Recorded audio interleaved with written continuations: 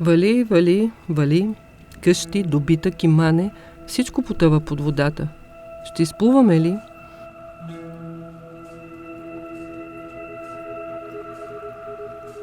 Този рефрен с тежащия като камък въпрос в края на септември 2015 догонва телевизионните репортажи. Но преди това е догонил и хванал хората из изпустелите български села и тези в община Твърдица, полегнали красиво в снагата на юначния някога Сливенски Балкан. Сборище. Днес в училището има 200 деца. 199 са роми. Едното е българче. Порогат добитък на глава на населението. Това село и цялата община Твърдица е може би първа в България. По-нататък продължаваме към язовир Жребчево. Дали ще видим поне част от онази и потъналата църква, събрала атракционния нагон на интернет България напоследък? Невероятно! Язовир не е препълнен. Язовирът се оттеглил. Църквата на сухо, в цял ръст, здравите камъни тежат като победила дълговечност. Уловен миг. Уловен миг. Някой се опитва да вдигне отново кръста. Там, над името Симането, свети Йоан Рилски чудотворец. На него сме нарекли и деня на будителите, точно след месец.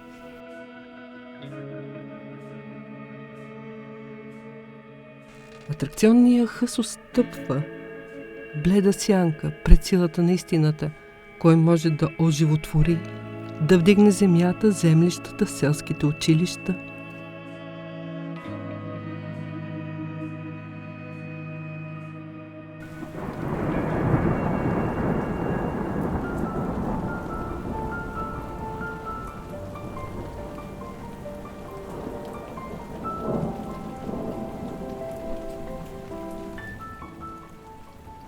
Имахме възможност на 200 метра тук, до язовира, да видим как някой се опитва да дигне кръста отново на българския храм. Сега дядо Георги ще ни разкаже от единствената сграда, останала от това прекрасно някога село, потопено от язовир Жребчево, село Запълня, единствената сграда на музея, останала тук. Какво беше? Защо се случи това? Какво се случи?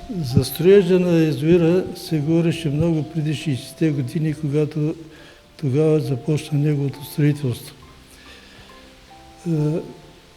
Строителството продължи до 1962 година, когато започна неговото наводняване и подготовката, оценката на къщите за изселването на селото. Всички къщи бяха оценени и се даде възможност на собствениците, на нас фактически, след събарянето да си вземем материалите, строителните материали, които са годни, за да ги използваме за строеж на новите си жилища, които всеки държавата му даде право да си избере местожителство в страната.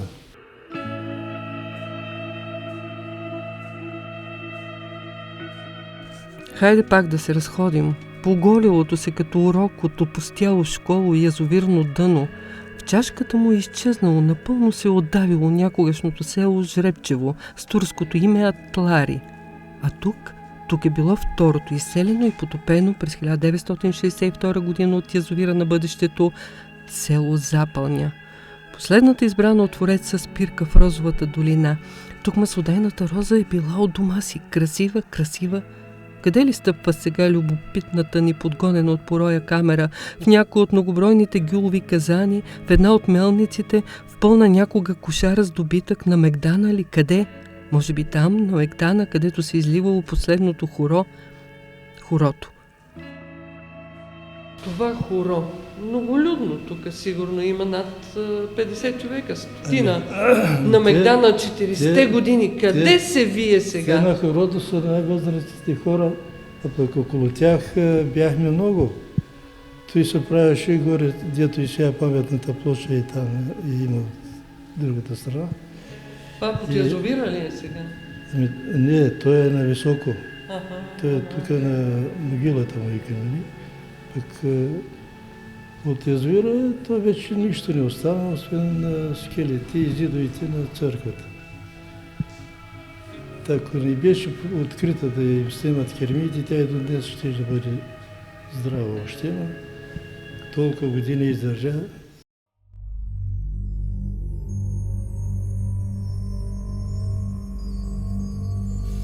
Строителството на съоръжението започва 1959 година и хорото спира. Водата нахлува. Хората са изселени. С указ 57 от 5.2.1962 година Запълня е заличено, а останалата на брега църква започват да я ръпат. Вандали. Живите в спомена се броят на едната ръка. На тях много повече подхожда да разгръщат албума, та те и сега се събират на брега, край своите потопени къщи, в музей на спомените.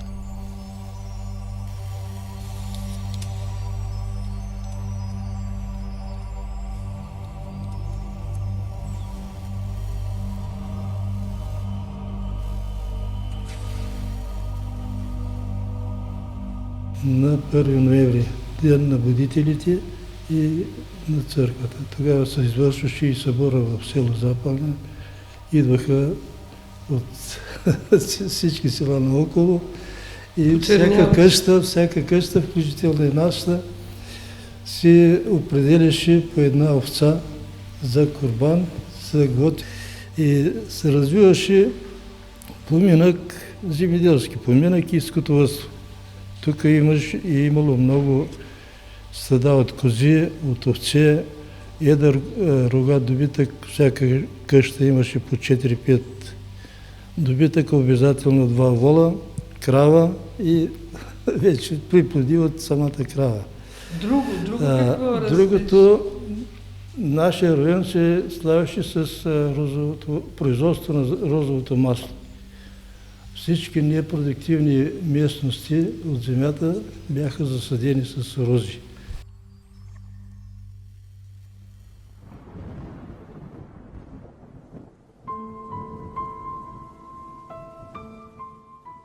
Децата на Запълня, жадни за бъдеще, за знание, качвали са се на каик, за да преплуват при душите води ей там до училището в съседното село Паничерево. Всеки ден.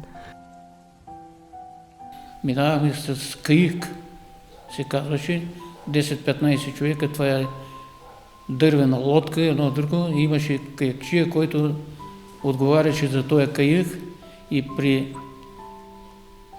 голям приток на Тунджа, ние минавахме тук през Гурково, Николаево и отсядахме в Паничерево по няколко дни. Дечица от Там спите, там стоиме по няколко дни. Колко дечица в каика? 10 на 15 най-много. Ще вдигнем ли кръста на потопените си църкви, че да наместим въпросите и отговорите? Къде сбъркахме? Мълчат и предпочитат да пеят жените от село Сборище. В община Твърдица цял ден валя и селените от Запълня в Твърдица селени някога са напълнили нов квартал, индустриален, носи същото име. Днес живите в него са малко, а стърчащите като оголени съвести комини на изтърбушените предприятия са подгизнали. И централната обогатителна фабрика към Балканбас, и завода за електронни съоръжения, и бастионите на дърводобива. Ще вдигнем ли кръста на своите храмове?